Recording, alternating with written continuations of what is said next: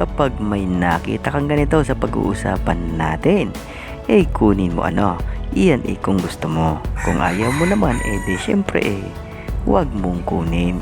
Okay. Yun, magandang buhay na naman sa inyo mga kaibigan. Welcome back sa ating munting channel. Sa bidyong ito, isa na namang agimat na maaaring maghatid sa inyo ng swerte ang pag-uusapan natin. Kaya naman kung bago kayo lang dito sa aking munting channel at hindi ka man nakasubscribe, pindutin mo na ang subscribe button at notification bell para isa ka rin sa unang mga kapanood kapag mayroon tayong bagong upload. Pakipollow na rin ng ating Facebook page at ako'y nag-upload din ng iba't ibang mga videos doon. Kaya naman wag na nating patagalin.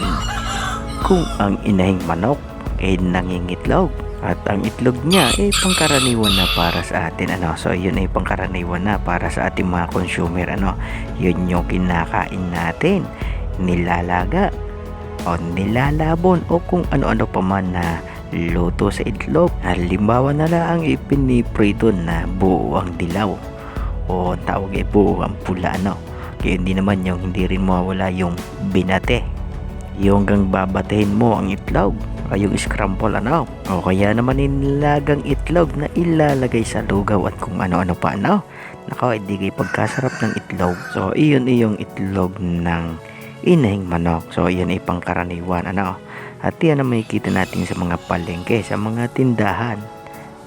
Pero alam nyo ba na kapag kayo nakakuha ng itlog na mula naman sa tandang o ika nga itlog ng tandang na manok o ng roster kunin ninyo at huwag nyong ipagsabay o ipakita kahit kanino. Balutin mo ng telang pula at iwasan mo na siya mabasag.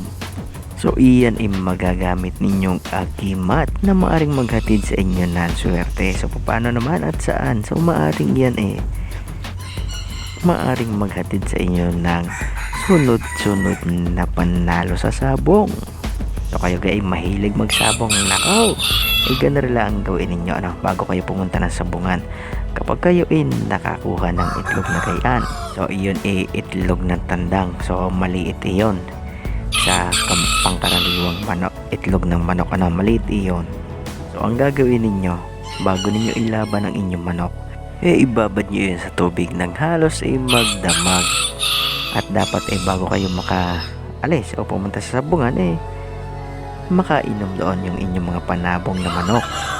Ibig kong sabihin iyon ang ipapainom ninyo sa inyong mga laga. So pagkatapos nilang uminom ng mga manok mong panabong kunin mo na ulit yung itlog, balutin mo ulit ng telang pula at daladalahin mo naman sa sabungan. So mas magaling ka kaya makakapunta ng maagap sa sabungan at makakapaglaban bago magtanghalian. Dahil pinaniniwalaan na mas maganda ang bisa niyan o mas tumatalab ang bisa niyan kapag pasikat ang araw hanggang sa katanghaliang tapat. At yun nga ang bisa ng itlog ng tandang na manok kapag kayo nakakuha.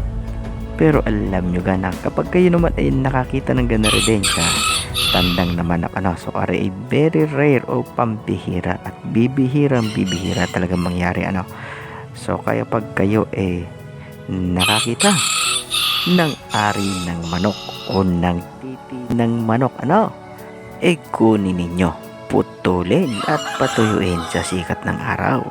Kapag tuyo na ibalot naman ng plastic at ilagay naman sa pulang tela. So iyan mahusay naman na daladala ng mga lalaking gustong magkaroon ng maraming asawa. So iyan pinaniniwalaan na mahusay ng daladala ng mga palikero so yung mga lalaking gustong makarami.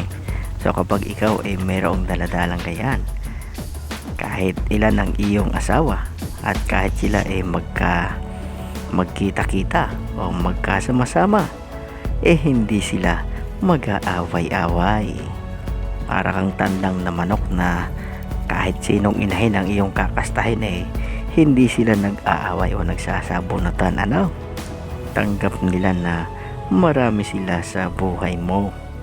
Di pagkagwapo mo.